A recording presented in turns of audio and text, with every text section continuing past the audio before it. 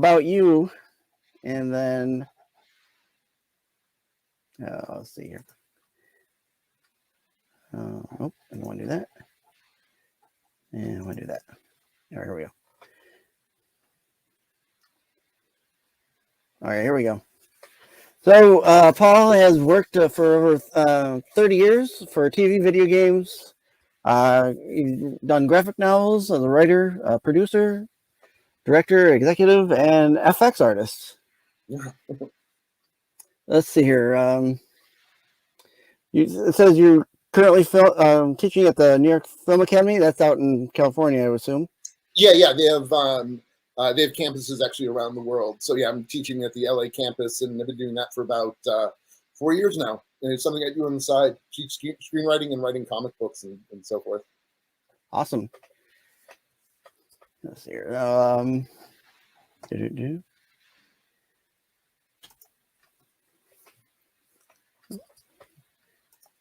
Got your. So here we got for your latest movie that you had you won a man. Saturn Award. You want to take that again? Yeah. Yeah. So yeah, in fact, I won a Saturn Award. I was trying to pull up the overlay, but where did it go? Oh, there it is. Okay. It's weird that it has. Sorry to interrupt you. Yeah, that's better than to have that IMDb stuff. Yeah. Yep. So you won the Saturn Award for the movie Encounter, starring Luke Helmsworth. Now, I did watch it, and I liked it. It was really great. What was your inspiration for your movie here? It felt to me, and I'll watch right off the bat. It felt to me like a Outer Limits type show. Well, I've always been a big fan of especially Twilight Zone, and Outer Limits. Both of them were things I grew up on and still love to this day. I think for Encounter, it was just because I had seen so much science fiction since I've been a little kid, and I wanted to kind of tell a story, a thematically based story that sort of uses the audience's expectations against them in a certain aspect. I'm not trying to pull the wool over anybody. It's just that I wanted to tell a story that you think might be going in one direction and really surprises you. I'm a big fan of Stanislaw Lem, who wrote Solaris, and fan of the film too, as well as Tarkovsky's other film Stalker.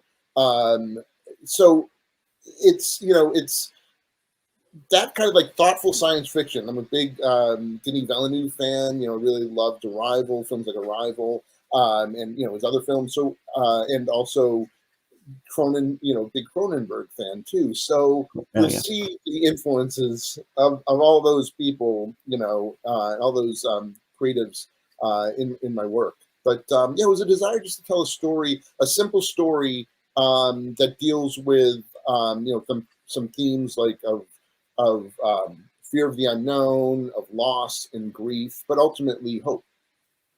Right. And would you consider it kind of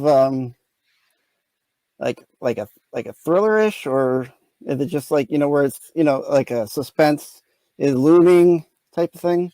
Well, I like to think of it as a sci-fi drama, but there is a certain thriller aspect to it, and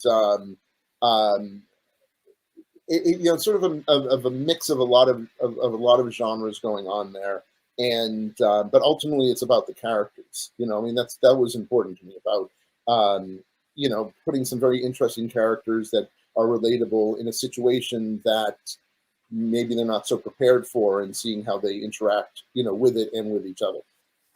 Okay. Yeah. Currently you have a new book out. Mm-hmm. And that's The Silent Planet. Yes. It's currently available on Amazon, and I'll have a link for that. Great. Let's see. In fact, I have it here. Where is it?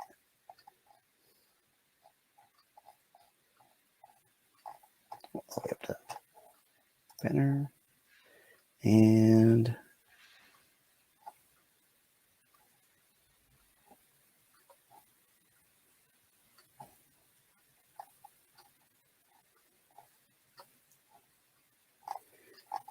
There.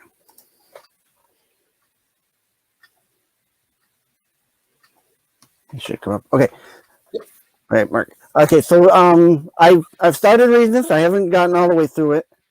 I'm a couple chapters in from when we started talking last week. Let's go over this a little bit because this is, being otherworldly. Your crew's on a spaceship.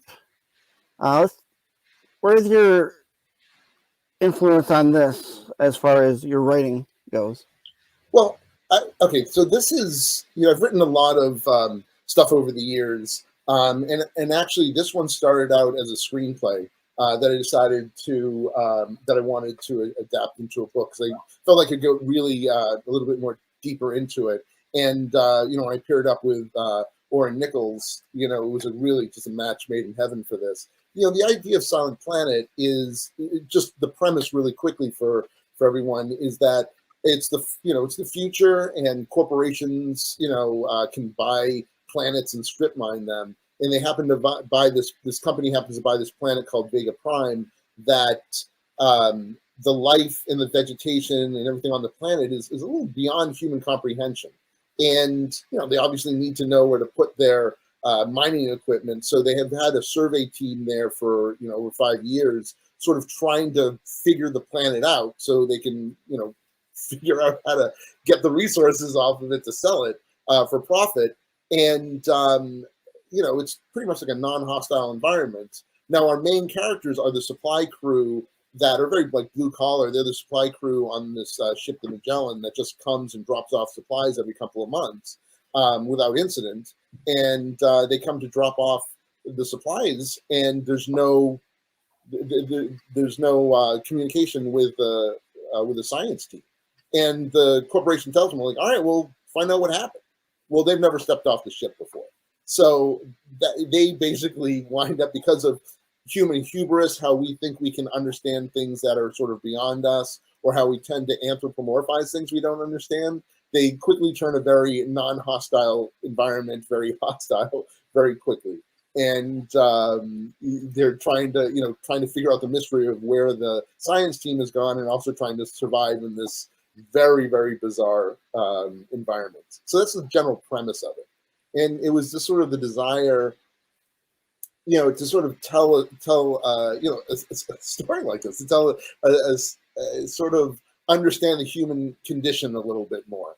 Because the crew, like I said, the crew is made up of a lot of different personalities that don't exactly gel well with each other, and them having to work together to solve a problem and also survive in this environment, I thought was a very interesting premise for a story. I'm getting the sense of that because there's a few characters so far as I've gotten that I'm like, how exactly did they kind of get onto the ship? Mm-hmm. Yeah. Well, there's a history. There's a history between all the characters that comes out that we understand over the course of the story, and why they're all together, and sort of what happened in the past to make them who they are. But over the course of this story, we're going to see a lot of changes in these characters, and also in the sense that characters you might maybe not think the most highly of at the beginning might surprise you by the end of the story. Right. All right. Let's go. Skip that. Skip that.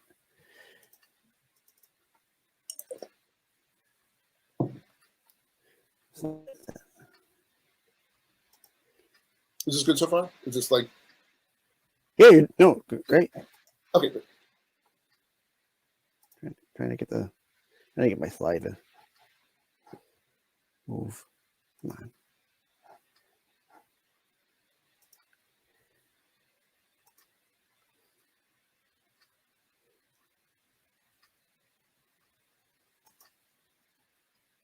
There it goes. Can you give me 1 second? Yeah, absolutely. My computer. 1 second. Just I don't want the battery to run out. There we go. That would have been bad. Yeah. All right.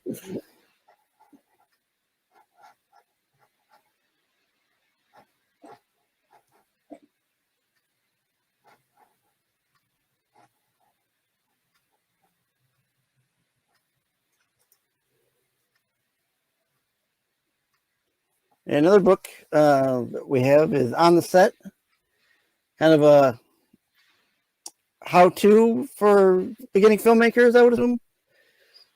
Yep. And this is your second edition, correct? Actually, it's a fourth edition. A fourth edition, okay. Yeah, it's actually the fourth edition. So I wrote this years ago when I was an effects artist. The first edition came out. Because the thing is, so, I'd worked for years doing makeup effects and creature effects for films.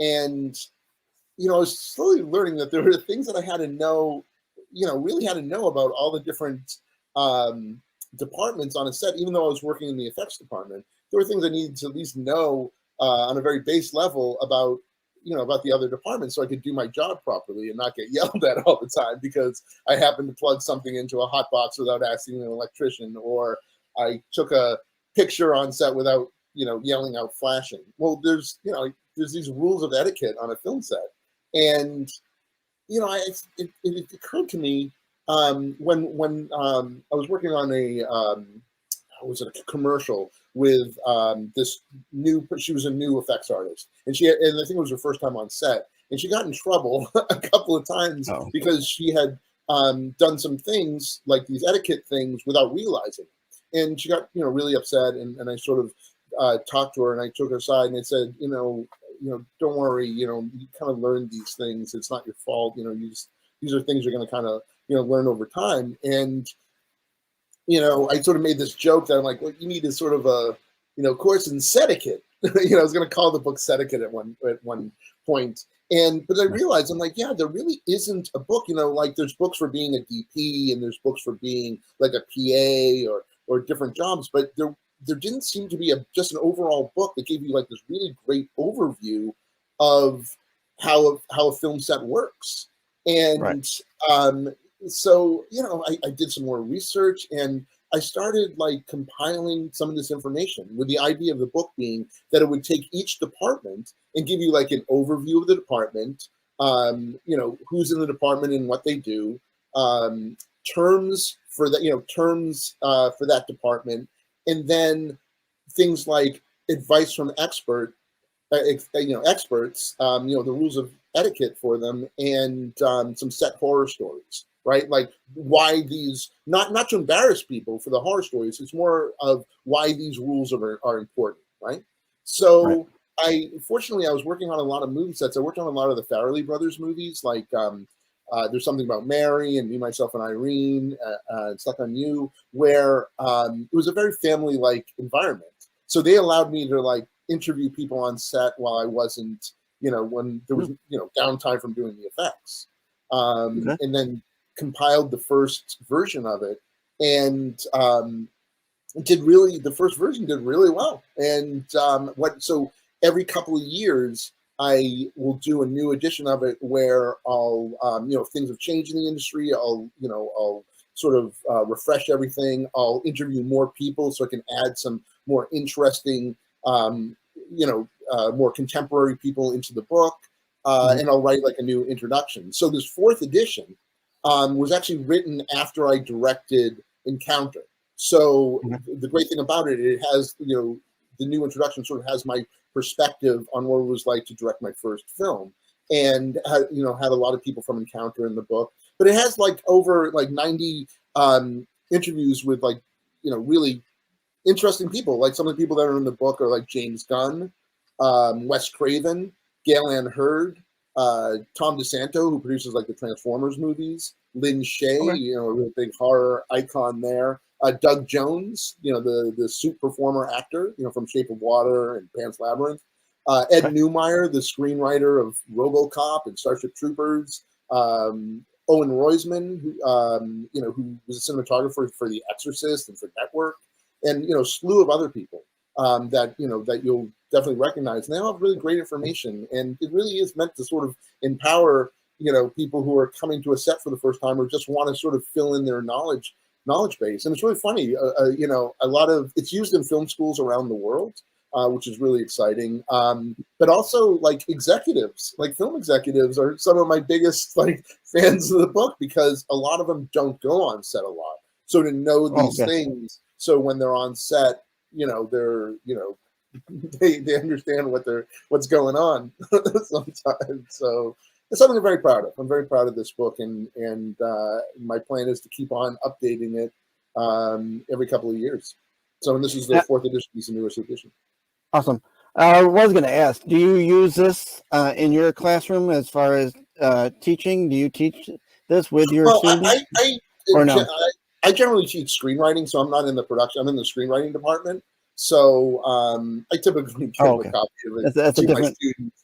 Yeah, I usually give it as a nice gift to my students at the end of the semester. But yeah, I'm not teaching. I'm not teaching production classes, so I'm teaching screenwriting and comic book classes. So I mean, it's good to have a book like this, right? I mean, most businesses have a when a new hire comes in, right? They have a book that says, "Here, read this. This is what you're going to need to know." Yeah, and that's kind of what this is. Yeah, and the idea is, look, I've been a producer, I've been a producer and I've been an executive, and look, you want your set running smoothly. So if this helps people, if this helps departments work together great, and so everybody gets along and you have a happy set, well, mission accomplished. I mean, that's why, that's why I wrote it. So everybody can, because I did realize that for me to do my job correctly, I needed to know this information. And why not impart it to others? And it's made me a better, it's made me a better producer. It's made me a better, director and even a writer, because understanding how, the movies get made and, what it takes to get these movies made. Excellent. So you mentioned that you teach comic books. Now you've also written some comic books. Yeah. Now this is your most recent one, correct? Hired Guns? Yeah, Hired Guns is my most. It just came out. The softcover edition just came out a couple of weeks ago, which I'm really, really excited about. And have you gone about doing comic books? Are you now you're independent, but is this like a print to buy type of thing, or? Oh, well, yeah, this is available. There's digital versions of this, and then there's, the hardcover. It first came out as a hardcover edition, and now the softcover edition is now available, like I said, as of, a couple of hours ago, a couple of weeks ago. So, writing, I was always a big fan of comics growing up. I still have two of my long boxes in the corner there of stuff that I read when I was a kid. And, the idea of being able to write comic books was something that really excited me because, I'm not the type of person who pigeonholes themselves. As you can tell, I've had a lot of different jobs in the industry. And, because there's things I like to do. And even as a writer, I write in different genres and so forth. So, it just keeps it kind of interesting. And when I had been having some success as a writer, for films and so forth, and got to know somebody who had his own comic book company, Blue Water Comics. And, I pitched them an idea, for an original idea, but they said that they weren't really looking for original ideas at that moment. But, they seemed to like me and they seemed to like what I was capable of. And they said, look, we're going to be doing this, comic book adaptation of Roger Corman's Black Scorpion, sort of like a female Batman. Would you have any interest in writing that? I'm like, yeah, absolutely. Why not write that? So that was the first thing I ever wrote. So I wrote a 4-issue series for that. And then they started offering me Vincent Price Presents, which was like writing Twilight Zones. And we talked about Twilight Zone in Outer Limits earlier. So, the opportunity to tell those kind of stories was exciting to me. So I did a, bunch of Vincent Price Presents, and then they offered me Logan's Run, which, as you can see, this is the omnibus of all the the ones that I wrote for them. And I wound up writing 3 series of Logan's Run for them with William F. Nolan, who, him and George Clayton Johnson wrote the original book.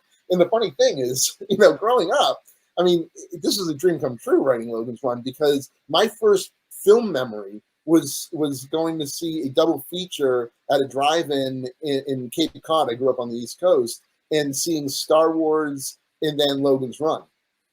And I've seen Logan's Run so many times. I've seen the movie so many times. So when I was given the opportunity to work on the comic book series, like I said, it was a dream come true. So as you can see, we get covers there. So Logan's Run, Last Day was the first series, and then it was Aftermath, and then it was Rebirth.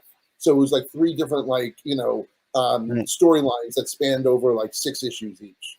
So it was really like, the first one, Last Day, is a bit of a retelling of the original novel. It's not an adaptation of the film. The film and the book are a little different from each other in some ways, especially the age, because in the film they die they're 30, and in the book it's 21. It was going back to the source material and approaching it that way, but also putting my own little spin on it as well. And then doing these sequel series, we're really just taking the idea and expanding it further and opening the world up, a lot more than what we saw in in Last Day. So I love it. It's one of my favorite things. It's one of my it's something I really enjoy doing. And I have this picture of Ray Bradbury holding one of the issues of Logan's Run, and that was like one of my come on. Yeah. It's amazing. I grew up liking Logan's Run as well, the movie, and I have read the book. Now I never read your iterations here. I've read the Marvel version. I know. I've read the Marvel iteration, and then of course I've seen the swanky TV show that they had. Yep.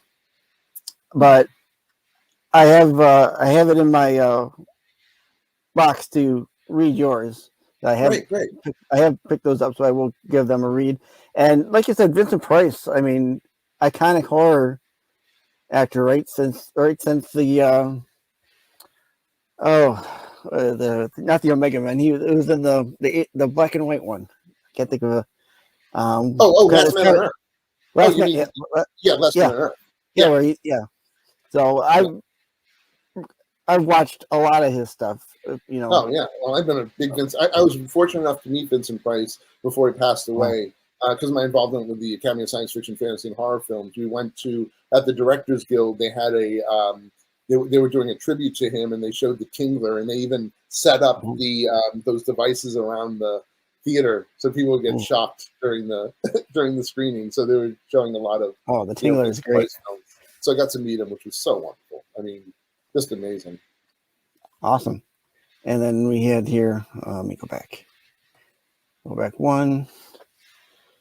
There we go. And you've done a Doctor Who book. Yeah, it's like a bio comic, which is really fantastic. I've had some, obviously I'm a big Doctor Who fan. Yeah.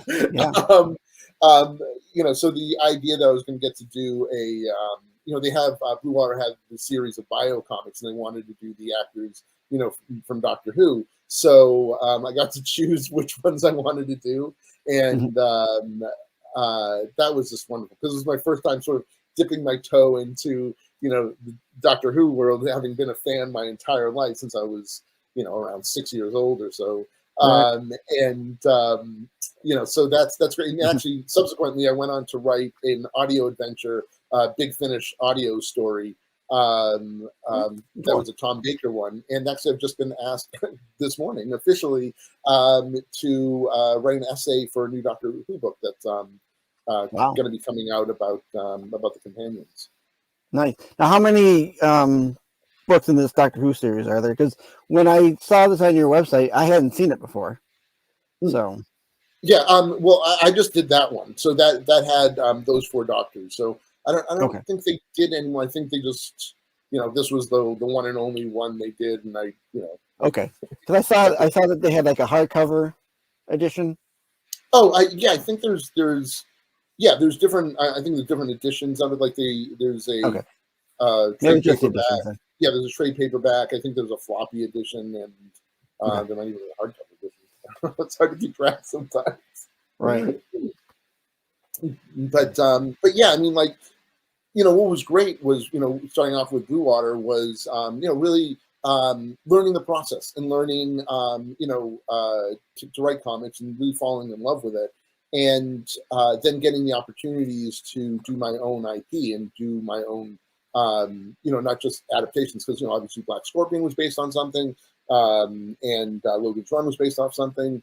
It was nice being able to do those Vincent Price presents, but then I started doing my own, stories that I felt lent themselves to the comic world, and then which led to Discord, which you had showed, like, Tales, that's, Discord and Tales of Discord, and Uh-huh. these are two books that, hold it up that way there, that I'm really proud of. I think they really, like Silent Planet, they sort of express sort of who I am as a sort of a creator and a genre fan.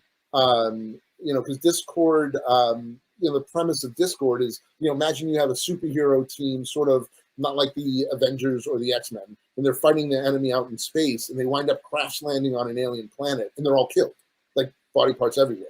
And the indigenous life forms on the planet come out of the woodwork, and they find all the body parts everywhere, and they're able to discern what a human being is, and they grab all the usable bits and they put them all back together, and they resurrect the person. So our main character, wakes up to realize that not only is he made up of parts of his fallen teammates, but he's made up of parts of his enemy. And his powers really don't work anymore because he was a chameleon. It's only this part of him is him. So, and he realizes he's got to go back home because people are counting on him. They all, he has a girlfriend back home, but he's scared to go back because everybody else is dead. And how is the world going to accept the fact that he looks like this Frankenstein monster? Imagine if this happened to, like, my brain was Iron Man. Like, why can't I think of Tony's last name? Tony Stark. Imagine if this happened to, like, Tony Stark, where he came back with, like, the Hulk's arm and Thor's leg. It's like, there's people who care about those other heroes, and now he's sort of this amalgamation of them, and he has to decide whether he wants to be a hero anymore. And then there's an attack on Washington. He's got to decide whether he's going to stand up or not. And he discovers that the body parts retain their powers. So it's a very, like, dark sort of superhero story that really is about, like, identity and how you define yourself as a hero. And that wound up being quite successful. Got some really wonderful reviews by people like Mark Waid and Rick Remender and Eric Wallace and Jim Kruger. And that led me to doing Tales of Discord, which were basically 5 one-shot comics about each of the heroes leading up to the events of Discord. And they're all, like, different kind of stories with different artists working on them. So, and I'm working on a new Discord book right now, which takes place after the events of the first one of Discord. Oh, okay. So yeah, it's my own little universe, which I'm very very proud of. When you're writing, how do you try to discern, like, the differences? Like, you're obviously pulling from something else. Like, here you're pulling from a superhero. Is it easy for you to kind of jump from genre to genre and write that, or does it kind of push into each other? Well, that's a great question, because here's the thing. And this is what I tell my students too. You got to think of yourself as a storyteller.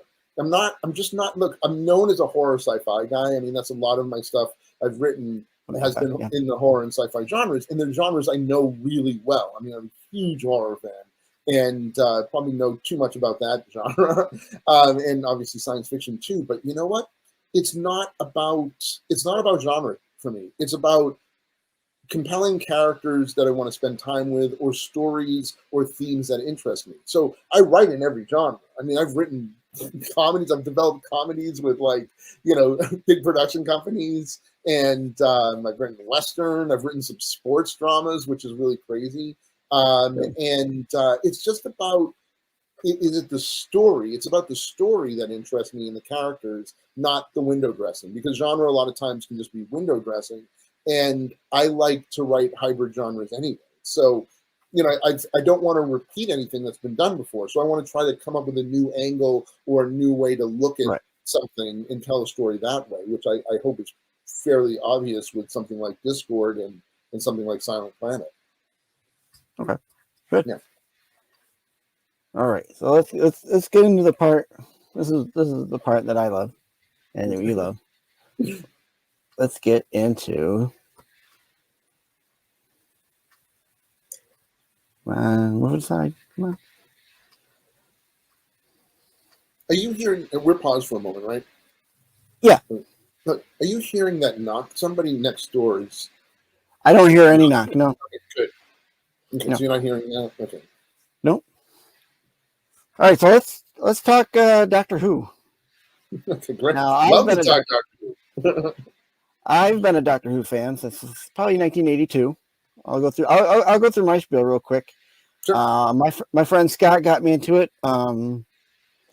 It would play on our local PBS station, WCNY, here in Syracuse, and my first Doctor was Pertwee with the Invasion of the Dinosaurs, and then quickly it went over to Baker. I don't even remember because there were only a couple there. I don't think we had Planet of Spiders, and then it went into like Robot and all that.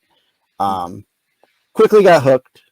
Of course, I loved reading comic books as a kid. Wherein do you lie for that? Are you pretty close to that, or? Well, I'm interesting. So this was okay. So we had Doctor Who played on WGBH. I grew up in Massachusetts in a town called Natick, which is a huge sports community. Doug Flutie, Heisman Trophy winner, went to my high school. A few years before I did. And I was always a film geek and a sci-fi nerd, like growing up. So I stumbled across Doctor Who, starting with Tom Baker, right? So, and what was really interesting, the way they do it, and I do have a fun story, actually, another funny story about, actually, I didn't start with Tom Baker, but I'll get to that in a second. So every time they would start with Robot, and they would show, like, the whole season, and then when they would get a new season in, they would start again with Robot, go all the way through that season, and then you get the new season, start over again, and then you just keep on building, every year. And then finally they got Peter Davison. So it went from Tom Baker to Peter Davison, and then we didn't get Colin Baker. Then we got like the one Colin Baker one, right? And then because it was part of that season, and then they got John Pertwee. They got all of John Pertwee stuff. So then it was John Pertwee for a while, which was really great. And I think I videotaped all those. But the interesting thing was when we got John Pertwee, was I hadn't realized that I had seen Doctor Who earlier, because there was something that always like scared me as a kid, and it was this, and it sort of burned in my brain. And there was this moment where it was in a barn, and there was this woman in the barn, and this creature came in, into the barn, and I had no idea what that was from, because I was probably really young at the time, and of course it was from the Silurians. So I had no idea until I saw that episode. I'm like, oh my God, I had seen that. This is, that's what it was. It was Doctor Who that, I always wondered what that was from, So I guess I somehow saw that Pertwee episode earlier, before I really discovered Doctor Who. But I was obsessed with Doctor Who from a very early on. My parents were really cool. There was a Doctor Who convention in Vermont that I went to. I built like my own K9 for it. I've built 3 K9s over the years, by the way. Wow. And I built a K9, built a K9 for it, and it was just absolutely loved it. And would go to Doctor Who conventions, in Boston, in Boston and so forth, and just it was my obsession. It was my obsession, and like it's never ended. I mean, it's never actually just. I just was a guest I've now been a guest at Doctor Who at the Gallifrey One conventions that Sean Lyon does, and I've been going to those way back when they were at the Airtel Plaza in Van Nuys, and I interviewed on stage Chris Chibnall and some of the other crew from Doctor Who, on stage in the main hall a couple of weeks ago, which was great because I'm also a film moderator. So. Right. So that's gotta be kind of crazy. You go in there as a fan, and now you're interviewing these folks. I mean, crazy, right? It is. It's crazy, and the thing is, it's not lost on me. It's not like, oh yeah, this should be happening. It's like, this is crazy. I can call a lot of the actors in Doctor Who friends, and even some of the the writers and producers and so forth. I feel like I'm in a way part of the Doctor Who community. I mean, clearly I have the Paul McGann TARDIS console, as you can see behind me. This is the actual prop from the TV series, and I've done conventions with it in New Jersey and in Oklahoma and in Texas. I brought it to a bunch of different places. I know what it means to own this prop. It's one of a kind. I used to let people come and see it and touch it and play with it, and it's been beautifully restored. And there's my Dalek over there, which I hope you know what type of Dalek that is. I built that a few years back because I'm just obsessed with it. So since you've mentioned that, let's take a moment and talk about your console. Okay. How did you end up acquiring such a great piece of memorabilia for Doctor Who? Yeah, it's a pretty amazing story, actually. So as a producer, I was producing this movie called Cemetery Gates years ago that Roy Kinnarum, who's a big effects guy, was directing, and I was the producer on it. And our makeup artist was from England. And I used to want to talk to her about Doctor Who, and she wasn't a Doctor Who fan. And it drove me crazy. Oh. Like, how can you be from England and not be a fan of Doctor Who? She just wasn't her thing, right? So I had built the Dalek after Cemetery Gates, right? And I had pictures of it and stuff like that, and I was very excited about it. And I was down at Comic-Con, and I just ran, in a sea of people. This was when this is a ridiculous amount of people there. I ran into her, in the main hall. And I said, "Oh, I was thinking of you. Check out my Dalek that I made." And I was showing her pictures of it. And she goes, "I was thinking about you too, Paul." She's like, "My friend's boyfriend has the TARDIS and wants to get rid of it." And I'm like, "What are you talking about?" Like, "Oh, he built the TARDIS, for the show and just wants to get rid of it." I'm like, "What? Like, huh?" And she's like, "Well, look, I don't know that much about it. Look, he's going to be here in about an hour or something like that. You can talk to him about it because I know he wants to sell it." And I was like, "You're not going anywhere." And I grabbed her I was like, "You are not going anywhere until we figure out what you're talking about." So unfortunately, the friend's boyfriend showed up 2.5 hours late, but I didn't let her out of my sight. And it turns out that he was the effects company in Vancouver that built it for the Doctor Who TV movie with Paul McGann. Okay. And the thing is, the way the deal was structured, I guess, is that he had built it and they didn't pay to buy it. He had built it and he basically was renting it to them. So okay. they didn't own it. Okay. So he owned it, and I guess he just wanted to get rid of it. It was taking up too much space in his shop, and he couldn't rent it out because it was too iconic. He just wanted to get rid of it, and I'm like, "Okay, well, I would like to buy it." And please. He said, "Look, I'm building a float for the Rose Bowl," because he's up in Vancouver, right? He goes, "I'm building a float for the Rose Bowl parade. I can put it on the truck." And then he said, "I'll sell it to you for this amount of money." And it was too good to be true. And I'm like, done. So he literally, I didn't even pay for the shipping. He brought it, dumped it outside my garage, and I pushed it into my garage. And with the help of, it was in rough shape. Just so you know, it's all the halogen lights were still on it. So it was you turned it on for any amount of time and it got really hot. And there was a lot of dust in there. And it was sort of like a fire hazard. So been sitting for so long. That wasn't a good thing. And then the time rotor was missing. So that's a replica that I built of the time rotor. All this other stuff, the monitor there and the thing are replicas that I built to make it look like a nice Wow. display in my office. So, I mean, hey, look, I did special effects for 14 years. You know what I mean? It's like it got in the hands of somebody good. And then my friends, Bob Mitch, who, if anybody knows the Idiot's Lantern, you know, the troupe that does all those Doctor Who parodies, you know, he's one of the main people there. And then Brian Wiega, who's also a big Doctor Who fan, does a lot of cosplay stuff. Bob does a lot of cosplay stuff. They both are good friends of mine, and Brian does electrical engineering. So what we did was we refurbished the three of us refurbished the console, put in a sound package so it makes like, you know, all these different noises. Hold on, let's see if I don't do the longest one here.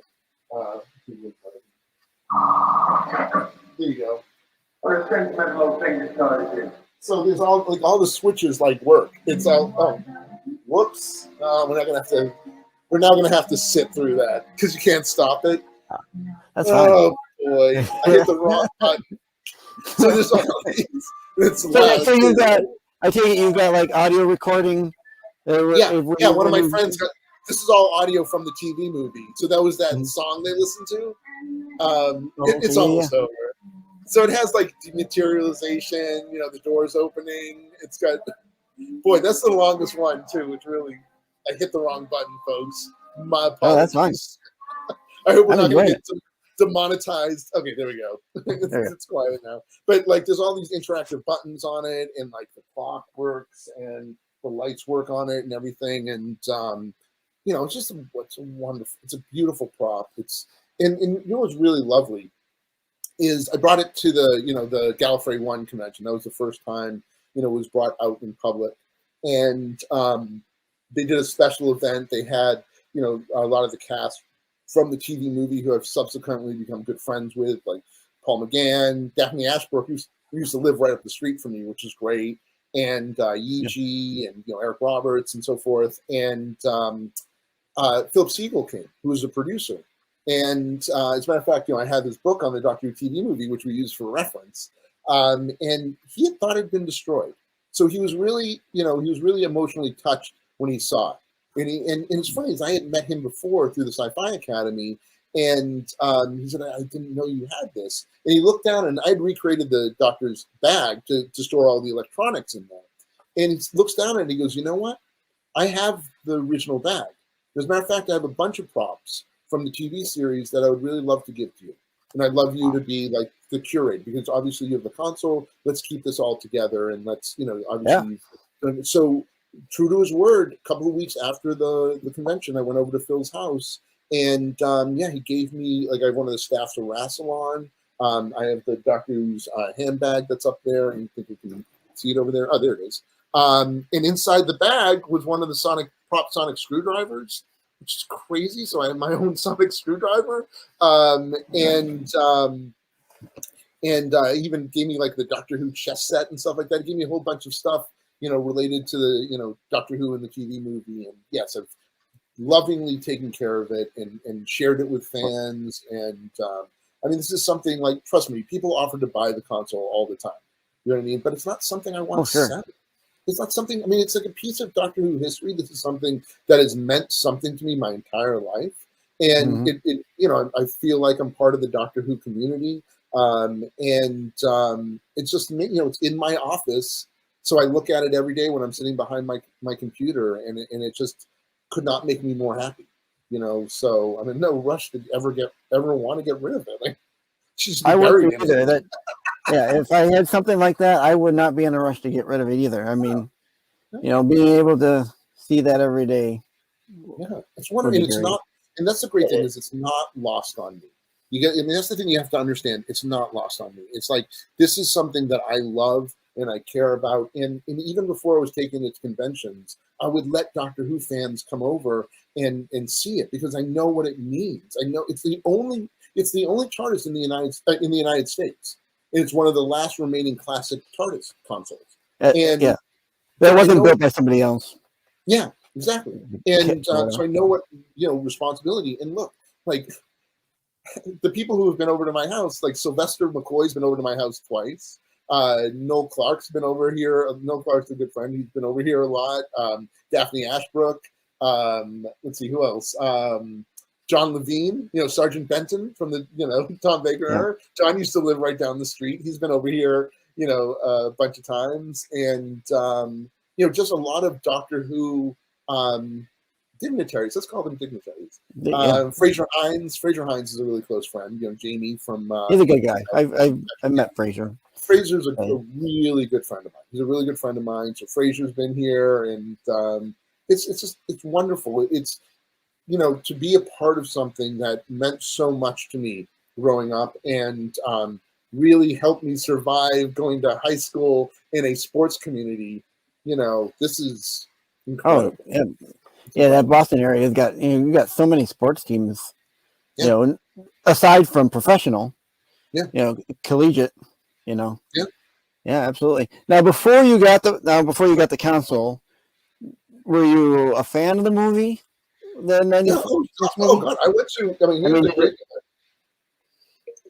here's another great story. I actually went to the premiere of it at the Directors Guild with Eric. I brought Eric Wallace with me, and those who know, Eric Wallace is, like the Flash, TV series and so forth. You might know, he's a comic book writer and he's a producer. Oh, okay. Also featured, if you're a fan of the movie Free Enterprise, he's one of. There's Phil Lamar plays Eric so Eric's like a good friend, and he's a big Doctor Who fan too. That's Robert's movie, right? Burnett. Yeah, Robert Meyer Burnett's movie, Free Enterprise. That he did with Mark Altman. It's sort of lost my. Oh yeah, so I went to the premiere of it. They have the TARDIS there, that was the premiere of the TV movie before it aired on Fox. And I remember even watching it live on Fox. So yes, I've always been a fan of. Are you kidding me? When I heard they were bringing Doctor Who back, right. I lost my mind. So the fact that it's crazy. It's crazy. Right. So I won't lie. When they announced the movie, I was a little worried that it was going to be something separate. But then when I heard Sylvester was going to be in it, I felt better about it. Yeah, and I like the movie. I mean, it's not, it's not Genesis of the Daleks. Yeah, which is my favorite. But it's a great movie. And I wish Paul had gotten more screen time. Yeah, as the Doctor. Do you know that Paul has actually played the Doctor longer than any other Doctor? He has for Big Finish. From Big Finish, he's got more appearances. So that's kind of nice. And it was so funny when they had that Night of the Doctor, that mini episode, where they brought him back. I was like, okay, they're gonna go with the TARDIS. Like, they did not call me to use my TARDIS console, so please don't tell me that they made like a recreation of it or something, like, because if they had called me up and said, hey, we're doing this and we want to use the console, I was like, take it. You know what I mean? Like, go for absolutely. it. I was like, so, they didn't. I was like, I watched it with like bated breath. Like, are they actually going to do this? And they don't go inside the right, they don't go yet. They don't know they go. And the great part about that is, and you all know that a lot of that dialogue in that short little thing really kind of canonized a lot of that Big Finish, if not all. Yeah. Right. So yeah, that's pretty amazing. I've told them, I'm like, if you ever decide to do like a Paul McGann spinoff, which I honestly feel they should, I would love it. Like this, you guys can use the console. You know what I mean? You guys can use the console. I've seen, over the years, I've seen pictures. He really doesn't age that much. Yeah.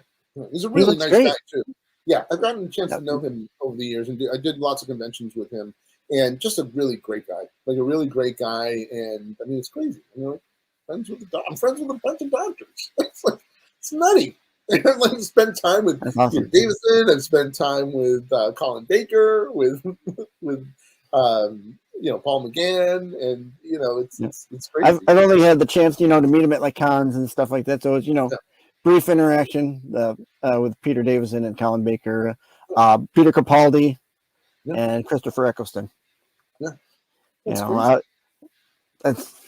those are the moments that I remember, because as a fan, I'm like, I'll never meet these people, right? You think you'll never meet these people, and Yeah. Go ahead. No, no, Go ahead. no, finish your story. Well, I was gonna say, and then you get two, Yeah. and sometimes sometimes you just get where you can't even talk because you're starstruck.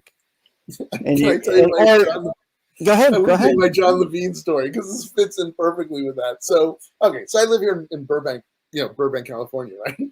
So back when we used to print scripts out, there was a photocopying place in Burbank that I would always go to print stuff out. And so I was in there, and I know the owner really well, and we're just sort of talking and stuff like that. And so they're printing out stuff, so I was just like, over to the side, just waiting. And this guy walks in, and he puts down some photographs on the counter, and talks to the owner very briefly, and then goes to sit down. And I'm like, I look over at him, I'm like, there's no way that's Sergeant Benton. There's like no way. I'm like, there is no way. And I'm like, I keep on looking over at him, and I'm like, no, this, it's like, when's the last time I saw this? He was now in his 70s or something like that. And I'm like, no, look, Right. I'm a pretty unabashed guy. I'm not worried about making fun of, like making a fool out of myself. I learned that from my dad. Like, we're very like sarcastic people and really just like, I don't have an ego to bruise.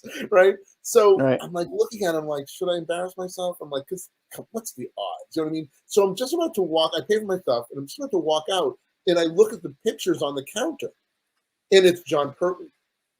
It's the top picture is a picture of John Pertwee. Wow. So I just like turn to John Levine. He's just sitting there reading something. I'm like, excuse me, are you John Levine? And he goes, why, yes, I am. Like that. And I'm like, oh my God. I literally lost it. I'm like, wow. Oh my God. I'm such a big Doctor Who fan. I like, and I make like these, because I do special effects, I made like these Doctor Who like 12-inch action figures. Okay. That I had my friends sculpt the faces, and I made my own. Like I did all the clone work and stuff like that. And I made a Sergeant Benton one. I was like, I made an action figure out of you, and I own the TARDIS console, and like I'm telling him like all these things, and he's just looking at me like I'm like nuts, right? And the funny thing is, at the time I was vice president of production for Bold Films. They're the ones who did like Whiplash and Nightcrawler and Drive and stuff like that. So I'm a vice president of production for a production company, and I'm like completely having a meltdown over Sergeant Benton. I'm like, I'm an executive, and like, so I gave him my information, and I'm like, I live here in Burbank, and I'm like, come over, you can see the TARDIS console, I can show you all this stuff. So of course, he never reaches out to me. But no, this is good. But the next Gallifrey 1 convention, we were both guests. And I'm like, I don't know if you remember me, because no, I do remember you, like that. And from that point on, we became the guy from Kinko's. Yeah, we became pretty good friends. And it turns out he lives right down the street from me, like even closer to where Daphne, lives. So he would like, and then once he found out I was an executive, I would get calls from John all the time. He would like, oh, I have an idea for a movie I want to talk to you about, which is great. You know what I mean? It was like, I'm like, do tell. You know what I mean? But the greatest part of the story is, so I told you I'm friends with Noel Clarke, and so when we would go over to England, my ex, my wife at the time, her sister lived in London. Her husband, great guy, Richard Porter, who's the head writer on Top Gear, the British series Top Gear, and he's a I know Top Gear.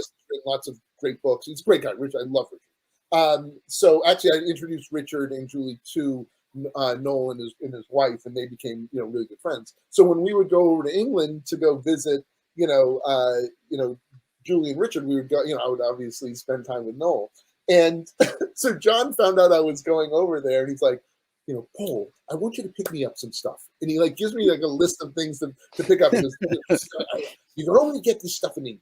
And it's like he's talking about like all these different things. One of them I remember was like a Galaxy bar. He goes, Galaxy bar, the chocolate over here is crap. It is crap. So you need to get me some Galaxy chocolate.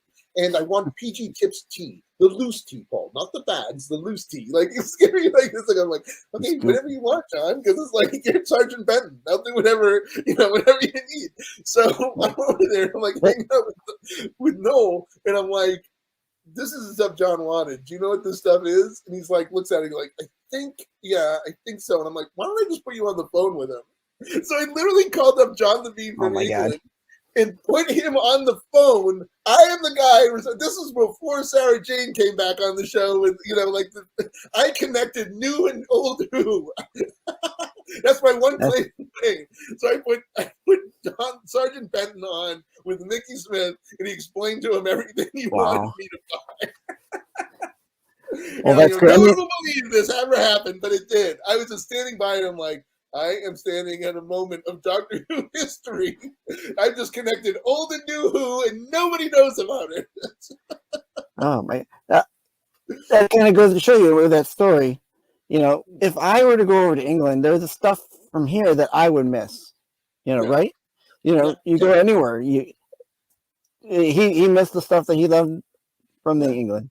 I love that. And then, of course, I find out that the PG Tips tea, technically, I hope the FBI is not listening. Technically, I was not supposed to bring that. It's a no-no bringing that in. So I'm like, great, I'm going to get arrested for smuggling a bag of PG Tips tea into the United States. Oh but my it's God. worth it. It's for John Levine, so it's worth it. That's great. I mean, what a great story! What a great story, right? You know what I mean? It's it's. I can't believe my life sometimes. I really can't. I can't believe my life. How lucky I am, and like I said, to everybody who's listening, it's not. I'm. Who am I? I'm some kid from native Massachusetts. You know what I mean? It's like right. You never dream of where you're going to go until you get there. Yeah, exactly. And it's just having a passion for it. And, there's a lot of Doctor Who references in my movie Encounter if you're looking for them. And, I put little Doctor Who references, in things I write just for me, not for anybody else, not for look how clever I am. It's something that means so much to me. I built, in my office, I have a Morbius that Bob Mitch and I would do, from Idiot's Lantern, I would do some costumes for him because he's a big cosplayer. So we did a Morbius costume from Brain of Morbius, and I made a Zygon from, Terror of the Zygons. And, this is just having fun because I did effects and know how to build this stuff. And, we would win the costume contests and so forth. And, just, like I said, I got all my Doctor Who toys. I mean, my whole office, I know you're seeing this one corner, but my whole office, Charles will contest to is it's all toys. It's all toys and and robots, and models, and books, and I'm a big geek, and it's something I wear with pride. I've never been embarrassed about I wear my geek cred with pride, and I feel lucky that this is my 34th year in the film industry, and I've worked on over 50 films, I think, and written a bunch, and and now I'm directing, and I feel so lucky. I get to do what I love, and I'm like one of the most non-jaded people you'll meet in this industry because, I mean, I go to movies all the time. I mean, I'm gonna go see a 65 actually probably later today if I can make if I can make the 4:15 show, maybe I might go check that out. But I was just seeing, I just saw Scream 6 the other night. So I go to the movies constantly. Love my AMC list. I'm not being sponsored by them. I was just but that's I wish I did have an AMC because that's a great program that they have. Yeah. Well, I always joke that I'm the reason why MoviePass failed because I took it as a personal challenge when they said I could see a movie a day for $10. Yeah, they did themselves in. They did not see me coming. They did not. I was like, really? A movie a day? Let's try that out. I can't imagine that they underestimated how many times people would use that on that. They did with me. I think they did with a lot of people, and that's, but, so what have you got coming up, Paul? Now you mentioned that you're going to be writing a couple things for Doctor Who, The Big Finish, and I had done the Big Finish thing. You've already done the Big Finish. Okay. Yeah, I like to write one. That's already Nick in Briggs, if you're can. listening, Nick, if you're listening, I'm friends with Nick Briggs too. The voice of the Daleks, and but he wants Big Finish, so it's like, come on, Nick. Come on, Saturn Award winning, writer director. I'm like I said, I'm actually going to be, writing an essay for a Doctor Who book that's going to be coming out. But no, just continuing working on Silent Planet. Keep on plugging that, right? Which is now Absolutely. available. That's the first of many books that I'm going to be doing with my partner Orrin Nichols. We're planning to do a number of of books. Some of them are going to be interconnected with each other, and they're all going to be sort of like sci-fi, in that sort of sci-fi space. So working on that right now. I'm actually up to direct a film right now that I'm sort of circling. And actually, we're doing a graphic novel of Silent Planet also, which is really excited about. So that's in the works. And like I said, Hired Guns just came out, and just constantly writing. I'm constantly look. I mean, if you're doing what you love, it's not work. It's not work. I'm a creative. This is what I enjoy doing. So I just keep on doing it every day. Whether I'm not like building models or like doing some geek stuff or reading books. I'm like writing new stuff or trying to get movies going, and it's just I just feel so lucky that I get to do what I love, and I feel like even after 34 years, I feel like I've only scratched the surface. There's got so many stories to tell, so much stuff I want to write. I mean, it just feels like there's just not enough hours in the day. Yeah. And I agree. I mean, so many people go to work and they hate what they're doing. If you can go to work and love what you're doing, you must be where you want to be, because that's a good thing. Yeah, and I do love it. I mean, who wouldn't love to be able to walk into your office and like have this in the office with you? If I had your office, I probably wouldn't leave it because it'd be so great. Movie theater. There's actually a little theater in here with like 7.1 surround, and I got a candy rack over there. I got a popcorn machine. You're all set. So it's a fun place to work. It's a fun place to work. But I mean, that's the thing is. I mean, I hope you'll check out the Silent Planet. I'm very, like I said, I'm very proud of it. I'm talking to the audience. Yeah. I'm already reading it. I'm already in. You're already got me in there. It's been getting really wonderful reviews, but it's something I'm very proud of. I'm very proud of the story. I think if you're a science fiction fan, you'll really enjoy it. You'll really dig it. I mean, of course, I'm going to say that, but it's the truth. You know what I mean? It's like I've written a lot of stuff over the years, and I know. Which of the stuff is, really meaningful to me. And this is, Silent Planet is really meaningful to me. So I hope you will check it out. We've got it priced at great prices too. And it's available exclusively on Amazon right now, I think.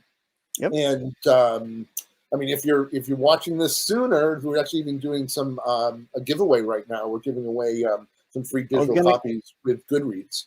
We're gonna get on that for you here. Where are we? Yeah, so we're doing a promotion. There we go.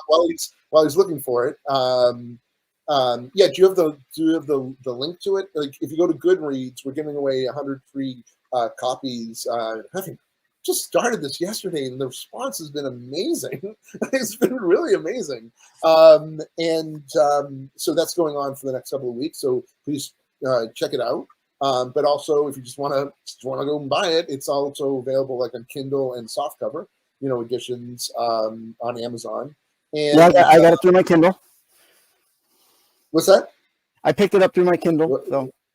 Oh, great! Yeah, awesome. So, like I said, so we got some more books coming out. So, yeah, that's if I want to like pitch anything right now, I want to pitch Silent Planet, and and then again, Hired Guns, which I'm very, very proud of.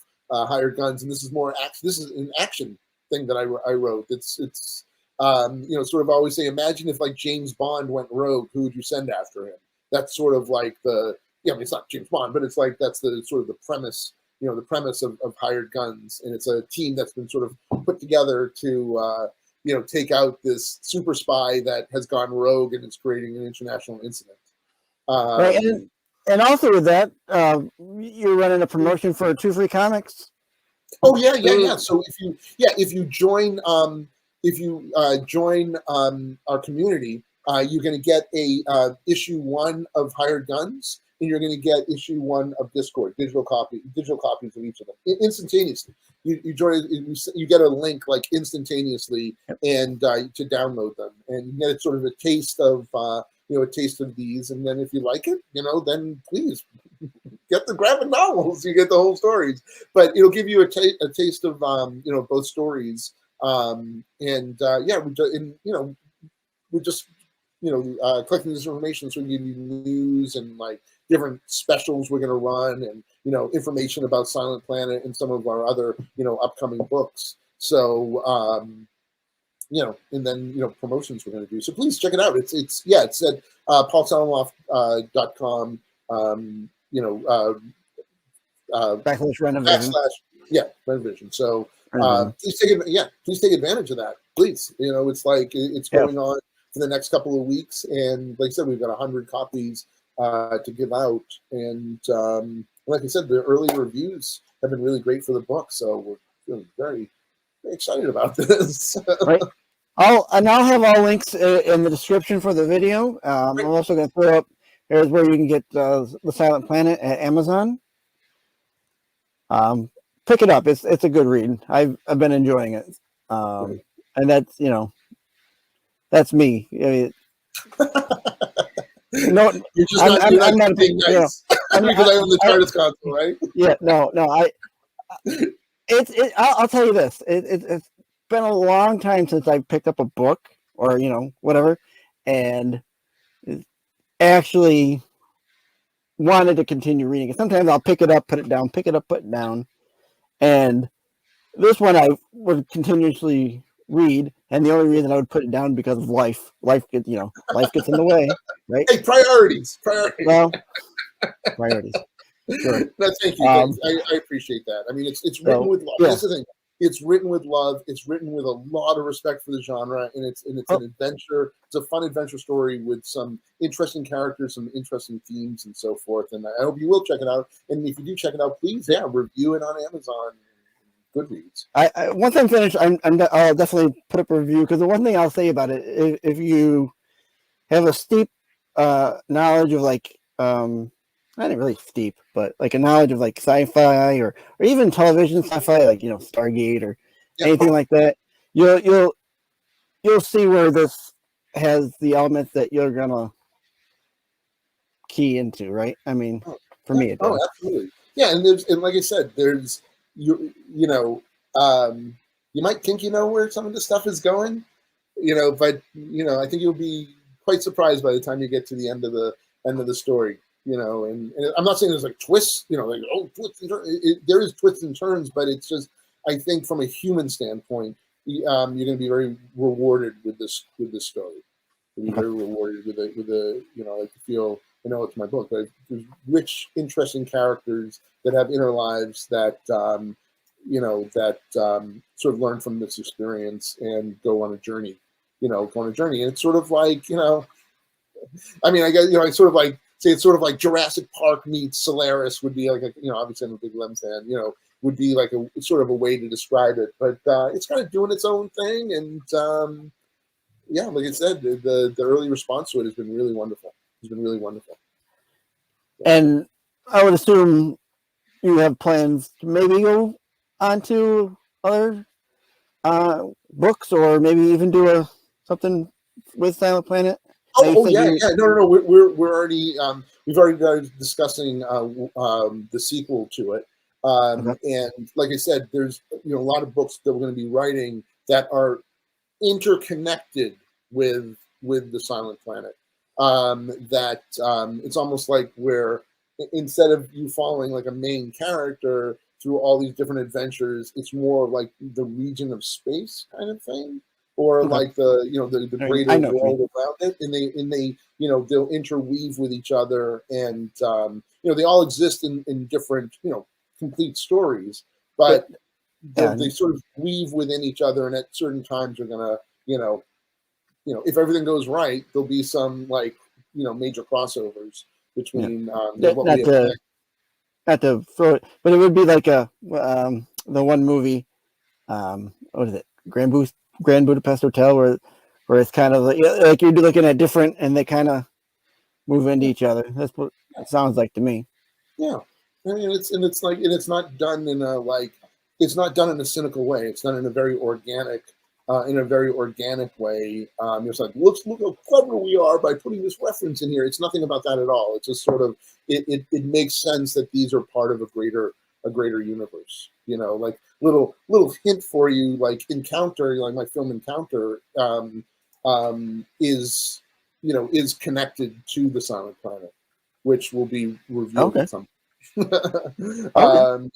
Which so it's like I said, it's a very organic way and done with the love for the genre, not like to show how clever we are, if that makes sense. I understand. Check out Encounter. I'd love, like I said, it won the Saturn Award for Best Independent Film, and it was my first. It was my first film as a writer director. As a director, it was my first film as a director. It's won multiple awards, not just the Saturn Award. And it's something I'm very proud of, and it has like a lot of genre favorites in it. And it's like I said, there's some Doctor Who references in there. There were. Tom Atkins is in the film as well. If you're a big John Carpenter fan, you'll recognize Tom Atkins, from Halloween 3 and he's Creep Show and The Fog. The clothes he's wearing in it, I told the costume designer, I'm like, I kind of want him wearing what Sylvester McCoy wears in the Doctor Who TV movie. So a little nod to it, so you'll notice, his clothes look a little familiar. Yeah, but that's I love Doctor Who. It's a celebration. Yes. Well, you should. I'll put a link. I have a link for where people can go and watch Encounter. As a short film, it's available on DVD, on Blu-ray, but also you can watch it on a bunch of different streaming stations, including YouTube, as well. Yes. All right. So, Paul, I want to thank you for coming on and having a chat with me. It's been great. I'm very glad to have had you on. Thanks. No, this is wonderful. This is absolutely wonderful, and I appreciate being on and being able to share Doctor Who stuff with people that really love it. And I hope you will, you guys out there, listeners, will join my community and go on a ride through time and space. Right. And not be too corny about it. Once again, I'll plug your promotions going on here. You got the for the Goodreads. Yep. If you go into your, I guess it's a cart, and you put it in your want list. Yep. And if you add it to your want list, then you immediately get put into the promotion, and it's going to be lasting for just a couple of weeks. And like I said, we're giving away 100 copies, so that's a we're really we've been very encouraged with the early response to the book. So Oren and I decided to really kind of go all in and really start getting the word out. So, and then also the promotional for the 2 free comics through where you can go at paulsalamoff.com/Renovision, where you can download get the downloads for 2 of Paul's comic books. Discord. Yep. Issue 1 of Discord and Hired Guns. And Hired Guns. And I hope you'll enjoy. You'll join that community. And you can check out all the stuff that I've worked on my website, which shows the books I've written, the comics I've written. I did video game marketing for a while, so there's a whole bunch of video game content there, like dev diaries and trailers I worked on, and of course, like the stuff I did for special effects for all the films I worked on in makeup effects, and information on Encounter and so forth. So, like I say, like I always say to people, if I could do this, like I said it earlier today, I was just some kid from Natick, Massachusetts, who had a dream, who loved Star Wars when I saw it when I was 5 years old, and it has never waned. Never waned. I was 4 when I saw it. Yeah, so it's never waned. I'm truly, I truly am a sci-fi fan, and I truly am obviously a fan of Doctor Who. So this is coming from somebody who really loves and respects, film and literature, and like I said, I feel so lucky that I get to do this and share it with people, and I hope you enjoy it. And I always love to hear from people who've had a chance to either watch my movie or read my books or my comics. So please, always feel free to reach out to me. I mean that. Very good. Great. And thank you, Paul. again, appreciate you having you on. Thank you. Thank you. All right. Thanks, guys, for watching. This is I'm SticksBoy73 on the Renovision channel, and I'll see you on the next one. Bye. Are we off? Oh, cool. Cool. So Thank you, Paul. I that- appreciate it. that went well?